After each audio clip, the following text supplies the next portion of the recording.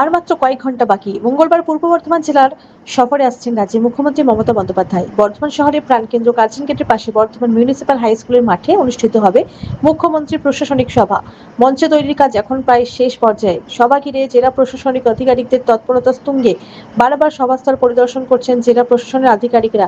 সোমবার জেলা শাসক আয়েশা রানী ও অতিরিক্ত জেলা শাসক তীর্থঙ্কর বিশ্বাস রাস্তা এবং সভাস্থল শেষ মুহূর্তে পরিদর্শন করলেন। জানা গেছে, পূর্ব এবং পশ্চিম বর্ধমান মিলিয়ে এই বৃহৎ সভা আয়োজন করা হচ্ছে। মন্ত্রী সফরকে নিয়ে পূর্ব বর্ধমান জেলা পরিষদ অধ্যক্ষ অপার্থিব ইসলাম জানায়, মুখ্যমন্ত্রীর সফর মানে উন্নয়নমূলক পদক্ষেপ। তিনি আসছেন, এটা আমাদের কাছে গর্বের বিষয়। বিরোধীরা সমালোচনা করবেই, কিন্তু প্রশাসনিক সভা থেকে মানুষের জন্য নতুন দিশা মিলবে, এটা আমরা নিশ্চিত। পূর্ব বর্ধমান থেকে ইমতিয়াজ হোসেনের রিপোর্ট, সারাদিন খবর।